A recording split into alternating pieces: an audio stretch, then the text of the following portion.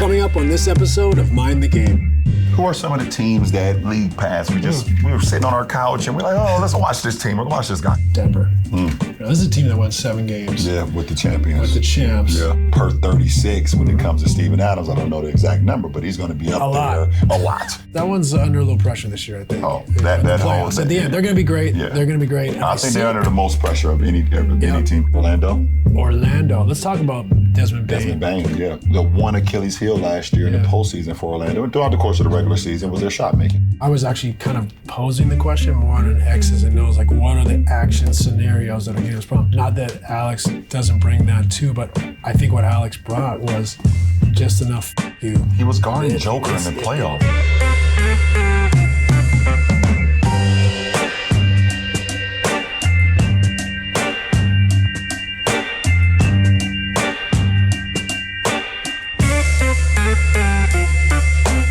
Starting the season off, I think it's always a little bit important to look back. What did we learn last year in the league?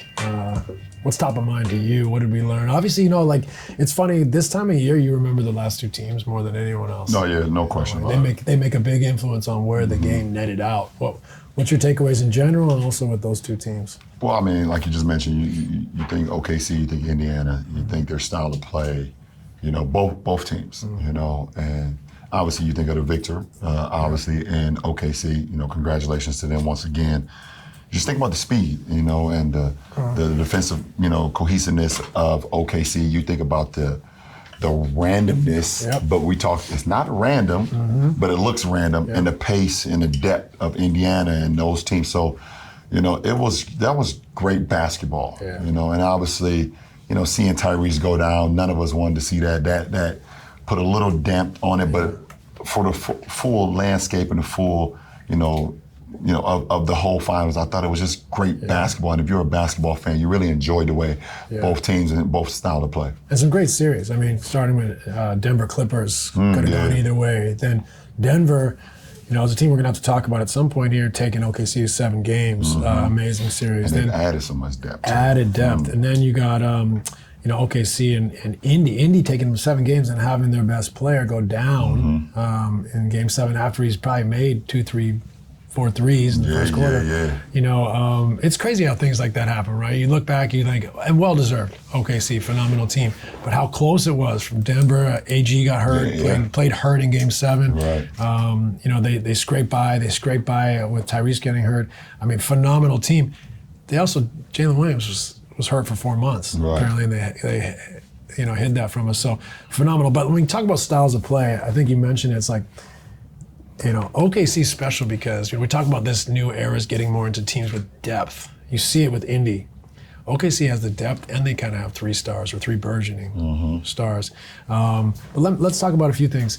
Depth. One, I'd love to hear your thoughts on, again, getting back to more guys that can make plays and more guys that can guard. And then size. Some people are thinking about going big. We talked about Houston, going with the double big and how that works, why that works. OKC did some of that. Let's start there. What are your takeaways on big trends you saw last year that you think will continue? Well, like you said, we saw Houston go with the double big in the postseason with Şengün and Steven Adams, and we may see them go to that again. I mean, when you have... They added Capella. And they added Capella as well, and they added a 7-foot Kevin Durant as well, who continues to say he's not 7 foot. But so I think to have the ability to do that, one, it starts with obviously here, having an IQ, and those guys are smart enough to know how to play off one another, because it's such a dying breed in our game of having 2 bigs out on the floor, but those guys complement one another. So I think we will see that with certain teams, if they have the right personnel to be able to do that. I think that's the key. Yeah. Right personnel. It's just not having 2 big guys to take up space. When you think about OKC, Chet can space the floor. He can play make. He also protects the rim. Exactly. Hartenstein's so good at his motor, the floaters, the passing. Right. You think about Milwaukee now, where they can play with Giannis and Miles now. That's right. They just added Miles Turner. You think about Cleveland, with Allen and Mobley. They have to be able to complement one another. So that one's under a little pressure this year, I think. Oh, in the playoffs. At the end, they're going to be great. Yeah. They're going to be great. And I think they're under the most pressure of any team coming into the season. And I think they can find a way. But that is one that I think has been a little bit clunky here when it gets down to the end of games. But another example of, and that's skill, right? You got Jay, who's a great, rim protector, rim roller. And then you got Mobley, who can make plays. Could be a matchup nightmare on both ends of the floor. Houston, I think you think of it as these two bigs, but you got one who's one of the most skilled bigs in the game, maybe ever, in Şengün. And Steven Adams has a skill. He is an offensive rebounding machine, brings physicality. Yeah, and that was the Houston. They understood that last year their problem was shot making, and shooting the three and whatever the case may be. So, them being able to create extra possessions, it was something that they knew they benefited from. So, and you look at per 36 when it comes to Steven Adams. I don't know the exact number, but he's going to be up there a lot as far as offensive rebounds, and that works for them. So I think that they've kind of shored that up a little bit, obviously, with KD's ability to shoot the ball. Dorian Finney-Smith can shoot the ball, So they've added some space as far as the shooting, but that is something, that is a tactic that they know they can go to, if need be. Sure. The Freddie situation makes it really interesting with them. Just the shooting, they need shooting. They lose a shooter. The leader, the organizer, opportunity for Reed Shepherd. Also an opportunity, Ime's already mentioned, them to go extremely big. With Thompson as the point. And on the ball. KD and all that length on the perimeter, and then you got the two bigs inside. Fascinating to see how they make that work. I get it, Now it's a matter of them being practical. How can we create offense for ourselves? I think defensively they'll be able to figure it out with all that length. But it's interesting because, there's two things. Some teams are going big. I think that's trickier, harder said than done, but still a facet. But this depth thing is I don't think is going away. One, like we spoke about in previous episodes, the ability to play blender, more guys that can make a play, that space the floor and can make a play on a closeout, but also just people are trying to pick up full court. We're not going to see as much of it in the regular season, but it's becoming a facet of teams in the regular season. For sure. At least in patches, but in the playoffs. So you need that depth. You have to. You have to have that depth to be able to. If there's something that we want to do for 48 minutes, we have to have that depth. So when we bring guys in, boom, we keep it going. Detroit the same way. Detroit to do the same thing. So you have to have those players that it doesn't tail off, when you make a substitution, whatever the case may be, because this is how we want to play. So if this is our team, this is how we want to play. When you guys come into the game, you check into the game, keep the pressure up. Yeah, I'm fascinated to see what tweaks we have this year, but there's a lot of teams that have made slight changes. You go down the league, it'd be good to talk about some of these teams. Some teams not by design, when you talk about Tyrese going down, you talk about certain players losing games, but they're going to have to play slightly different. But then there's other teams that have made moves. Let's talk about Denver. This is a team that won 7 games. With the champions. With the champs. Even had AG, I think, with a hammy in Game 7. They had some pieces. They had a shooter in Tim Hardaway. They had, I think, a two-way player in Cam Johnson. They had, one of my favorite players to coach, Bruce Brown. Great competitor, Swiss Army knife, some really improved three-point shooter, and just a great, great competitor. How do you see them as far as revamping this season? I think they had a hell of a summer. They've added a lot of complimentary players and a lot of guys that's battle tested. I think Bruce Brown was actually on that championship team. He was. The last time they won it. They also added some more. They lost. Obviously Russ and Michael Porter Jr. and DeAndre Jordan, but they added Valanciunas, who's a big body who's been battle tested as well. Because they've been reluctant to play a backup center. They have. They have been reluctant to play a backup center. I don't think they will have that problem now with Valanciunas. So is that a double big opportunity? With Jokic's ability to stretch the floor, be the fulcrum, play 5 out. That is an opportunity. That is an opportunity. We kind of missed that one. Because if he's got that ball in that kind of extended elbow area, Valanciunas, he can find him. And so the ability to roam as the second big is tough. And if you leave his body, he's a great offensive rebounder too. Sure. That's a fascinating double big. They've had a great summer, and obviously Houston, they had a great summer just adding KD. But as far as the amount of players, I think that Denver has added, the complimentary guys they added, I think they had a great summer. Minnesota, You guys played them in the playoffs. Like, gee, this is 2 years in a row they went to the conference finals. Right. They're kind of going under the radar a little bit right now. Yeah, they are, and they shouldn't. Yeah. But they are. But I think they'll still be there. They'll still be there. They're going to need young guys to step up, I think, to They improve, to develop. Yeah, they will. 'Cause, I think losing Nikhil is a big piece of their team. But they have another year. Ant has another year under his belt. Yep. I think what Juju did last year surprised a lot of people in our league. Just how well he competed, especially defensively. But he was great throughout he was great throughout the whole season. And they're gonna just have guys have to step up. Nas is gonna, I think, just take another step. DiVincenzo another year under his belt with those guys. But like you said, will Rob Dillingham, the kid that they drafted last year in the first round, will he make a step forward to help out, take some pressure maybe off if Mike, Conley doesn't play a lot of games, at his, later stage in our career. So, like you said, a lot of young guys are going to have to step up for him. I think Dillingham's got to be a rotation guy for them. One, I think, to give them another look in the playoffs, but also just to get through the regular season. Yeah, just get through the regular season, You need that depth. Some fascinating teams in the East. Detroit, they've lost Beasley. They lost Tim Hardaway. They brought in Duncan Robinson. But I think Detroit's one of those teams where they're looking to improve within. Yeah. Will Duran take another step? Yeah, they kind of kept their nucleus. Thompson take another step. And another Ivy.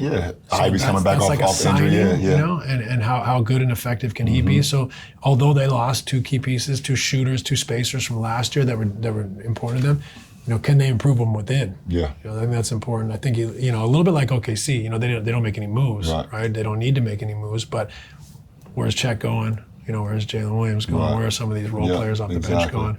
I think Detroit's a fascinating team. Yeah, me too. I was going to say, and they have the ability to make some moves. Yeah.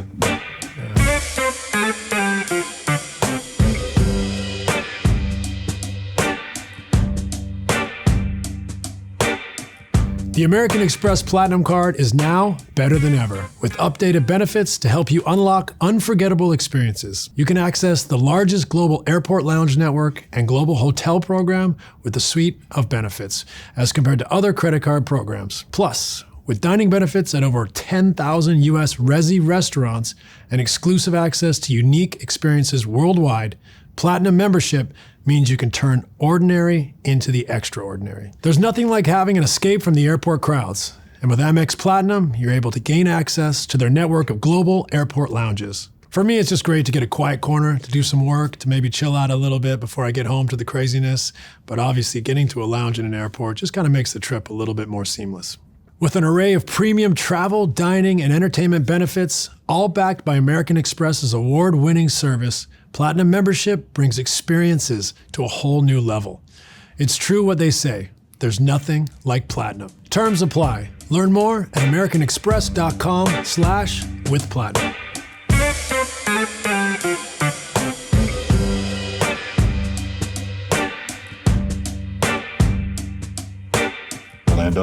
Orlando. Let's talk about Desmond Bane. Desmond Bane, yeah. And the one Achilles heel last year in the postseason for Orlando, and throughout the course of the regular season, was their shot making. Yeah.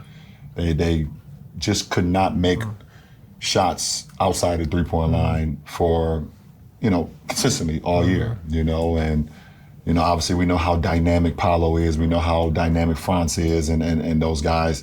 But three-point shooting is very, it means a lot in our league today, and adding Desmond Bane, who, throughout his career is a knockdown shooter, can also get into the lane as well and make plays. I think that adds a dynamic. We'll see how it all comes together. But they're another sleeper as well. I think they can make another step forward. We'll see how far, but I think it's a great call. I mean, they're a very good defensive team, physical, defend. I do think, though, Desmond Bane is going to be a huge asset. Not just the shooting. I like him in ball screens. I know maybe he maybe not rate as a high defender, but I think he's capable, physical. I think the key for Orlando in many ways is going to be how can they incorporate those three guys together. I like you guys. Paolo and Franz are going to draw the toughest assignments. Yeah. Bringing Desmond in like AR, who's a terrific offensive player, maybe bringing in the third defender. How can they get really effective and efficient using all three of those guys in action? Yeah. And then beyond that, I think Wendell Carter just having a great season. You know, being able to stretch the floor, being able to rebound, being able to orchestrate that back line. I'd be excited if I was Orlando for sure. fan, but a lot to work on, a lot to figure out. Yeah, a lot to work on, but and I love Mose too. Coach Mose is great. So done a great job. He's done a great job since he got there, and I love him. So I think they'll figure it out. And the one thing about like when you ride for your head coach, I think you're able to make things happen. And the biggest thing for coaches is health. Yeah, for sure. I mean, they had a stop-start year in every way last year. So giving him a full season with as many guys as healthy as possible, as with everyone in this league. Suggs will be back. Suggs will be back. Yeah, for Suggs sure. actually shot the ball really well, I think, 2 years ago. Yeah, he did. Without the injuries, if he can be that dog on defense, space the floor, make some plays with his athleticism, competitiveness. I agree. They got a lot of guys. I agree. I want to get your take on Atlanta. It's kind of sleepy over there. I spoke about them a little bit in the first half of this. It's very sneaky, man. Like, adding, like you said, Alexander Walker from Minnesota. Jalen Johnson got hurt last year, so now he's coming back. Porzingis had a great summer. If you watch any Eurobasket, he had a great summer in Latvia. And obviously another year for Trey. Dyson Daniels was up there, Defensive Player of the Year last year. And I thought, Ricochet started off the season like, but then he picked it up. He came on.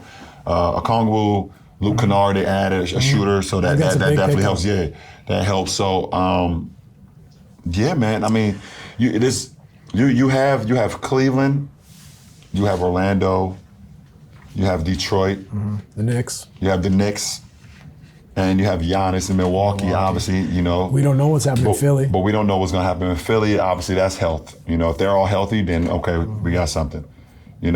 Obviously, Boston may be a little down year for them, losing JT and, losing Drew, losing Porzingis, so they still have championship DNA, but we'll see what happens with them. Atlanta has an opportunity is what I'm basically saying. Yeah. Atlanta has an opportunity to not be in a play-in. I think that's their main goal. How can we get out of the play-in and give ourselves a chance to be in that top 6? And I think it's starting to give the right elements around Trey. You got, like you said, brought in Kennard. You got guys that are improving his shoes. I think there's a lot of upside to Daniels offensively still. Obviously a world-class defender, which helps Trey. Risache, length. Jalen Johnson, length, athleticism, playmaking. A lot of length. Porzingis, length, shooting, creating more space for Trey. You go down Nickeil Alexander-Walker, gives you defense, a little bit of length at the guard position, depth. So you're taking a lot of the boxes here, right? You're taking a lot of boxes. 1, needs. 2, improving from within. And 3, just where's the game going with having multiple guys to be able to play physical defense, switch, to be able to make that play in blender is going to help Trey as well. Yeah, and they should be able to play with a lot of pace and space too. You anytime you got a guy like Porzingis who his defender is afraid to load as much on the ball and Trey because Porzingis shoots it from 30 plus.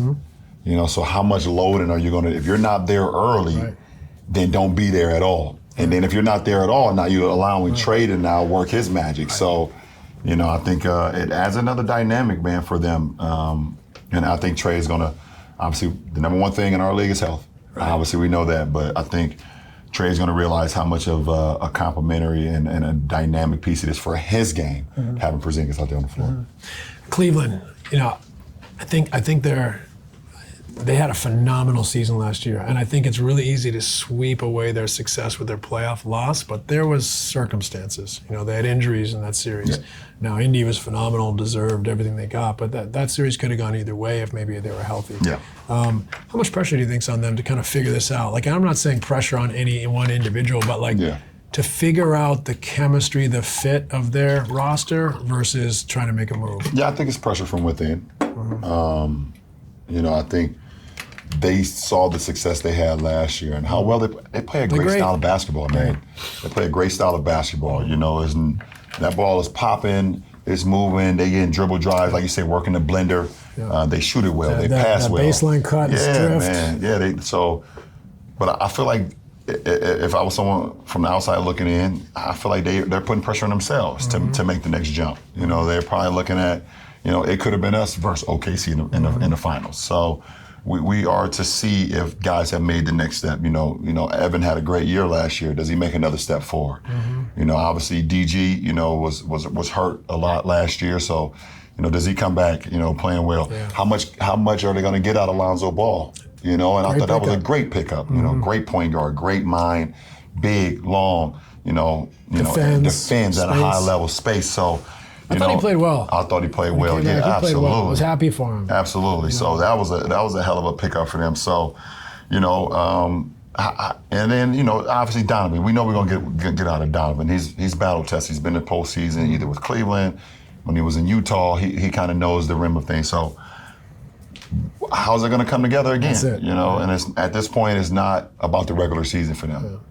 Yeah. The regular season is about building habits, playing championship basketball, playing the right way, but we want to gear up towards the playoffs. Not saying that we shortcut the regular season, never want to do that, but it's not about if we can win 60 games. That is not their goal anymore. It's not if we can win 70 games. That doesn't matter anymore. It's about making the next term. It's an interesting thing maybe for like the average fan out there. A team like that, right? They can go and win a ton of games in the regular season. But for them, it's really about, like you said, like what is it going to be that's going to determine our success in the playoffs, and how much time, effort, energy, focus do we need to put on that, so that once we get to the playoffs, like we can win 60, we can win 60 games, but when we get to the playoffs, we're going to face this scenario. They're going to put us in these positions. How much time, effort, energy it takes, and commitment, right, to accomplish that, and maybe win 55 games in the regular season, but be ready for the playoffs. Yeah, that's going to be the most challenging thing, because who on the roster has actually been there? They've been to the postseason. I'm trying to think of the roster. Has any one of those guys made a finals appearance besides, Larry Nash Jr. that they signed? He was on the team with me in 18 back in Cleveland. He knows how he was a part of that team and saw how we was able to get there. So you have guys that been to the postseason, one in the first round, one in the second round. It's like, okay, but who is that guy that's going to keep them like, okay, this is the mission. Right. This is the mission. This is the goal. And you can have the coaches who've been there. You can have the GMs and you can look at the trophies around or the trophy, and the names. But who is that one? Who is going to be that person that's going to get them there? So, and that's not saying that. I thought, last year, with OKC, Alex Caruso. Yeah. We can look at how great Shea was with, obviously, J-Dub, obviously, Chet, obviously. I think Alex Caruso, he was that guy. Brought an element. He knew how to get there. He knew what it took to get there. He knew how to stay even keel if there was any adversity. You got to kind of have that one guy, that just makes it. That makes it all work. It's interesting at that point because, I was actually kind of posing the question more on an X's and O's, like what are the action scenarios that are getting us problem? Not that Alex doesn't bring that too, but I think what Alex brought was just enough fuck you. He was guarding Joker in the playoffs. It's not working. I'm crashing. I'm running the floor. I'm setting a screen. I'm slipping. I'm making the next play. Because we're not gonna have a little mini slump. He literally was guarding Joker on the elbow, like getting elbowed in the head. Yeah. That's who's gonna be that guy for Cleveland. We have to. I think that's the number one thing. Who's going to be that guy? I think Lonzo will help in that capacity, and that he's at a stage in his career now where I think he's still a very, very good player. Yeah, for sure. But he also is willing to do the dirty work. I think that's a big pickup for them.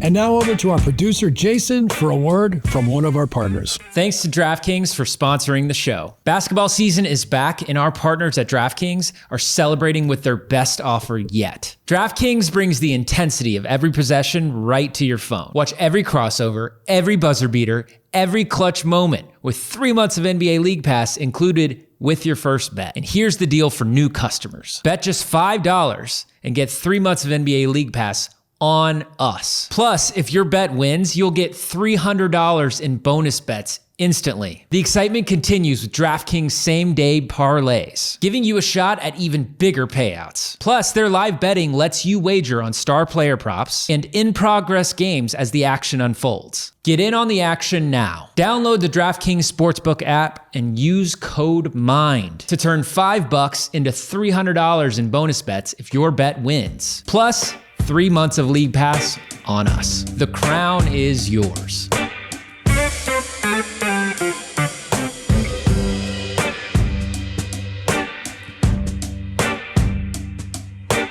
Dallas. Interesting. Interesting in that obviously, there's the whole context. Like they lose a generational player like Luka, they bring in AD and a pick that ends up somehow in the lottery getting Cooper Flagg. To everyone's astonishment.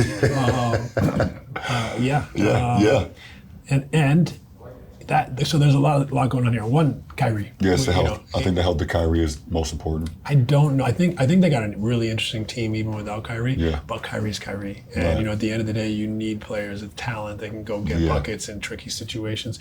So one, I think it depends on Kyrie's health. I agree. He comes back. But two, it's interesting because usually the number one pick doesn't go to a good team. Yeah, I can't remember what was the last one. The last number one pick going to a.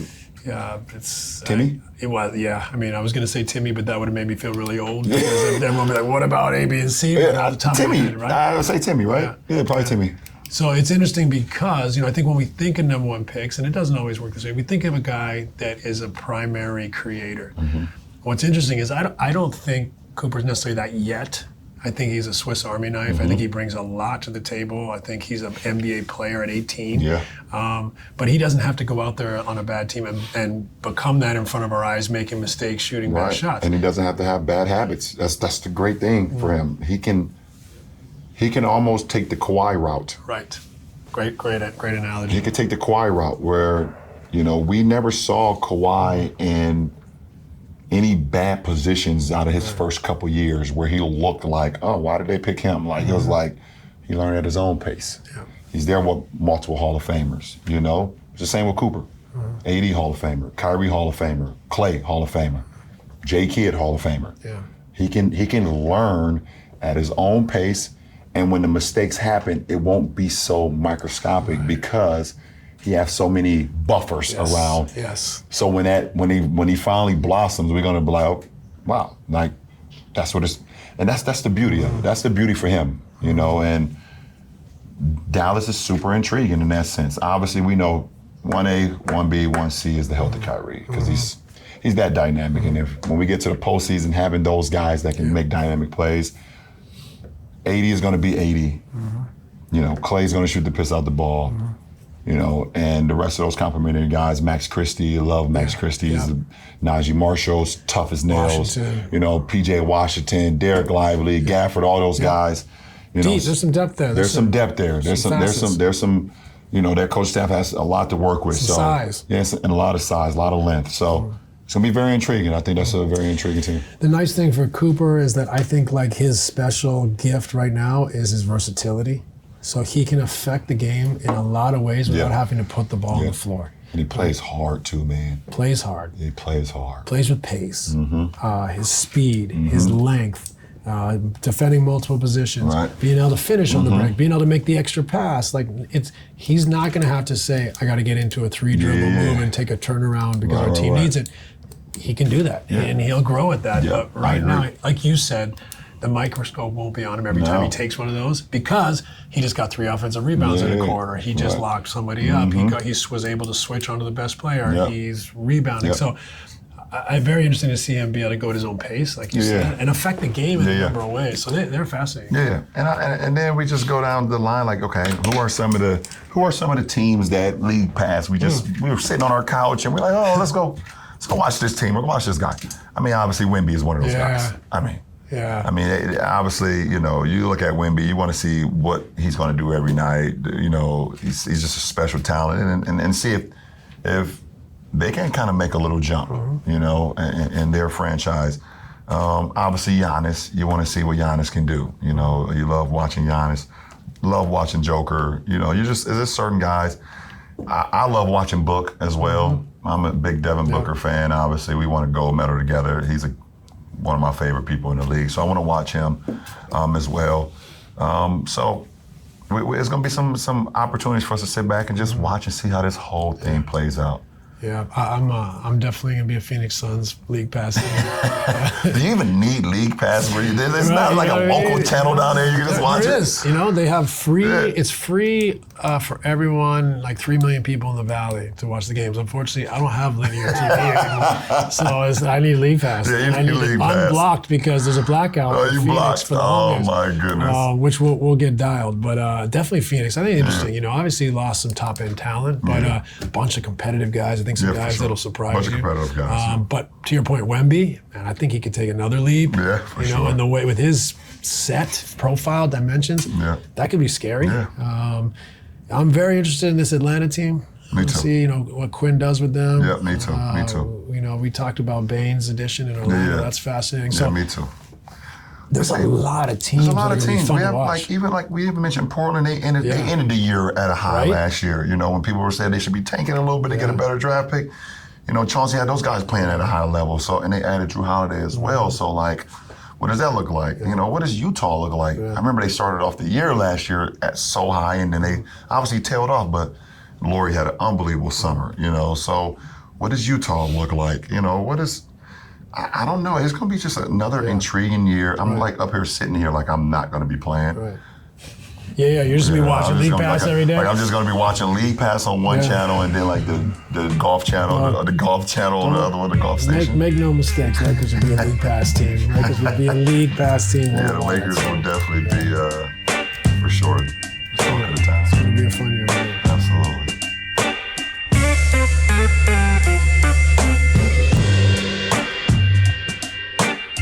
Thanks for watching Mind the Game. New episodes drop every other Tuesday. Remember to like, subscribe, or follow wherever you're watching.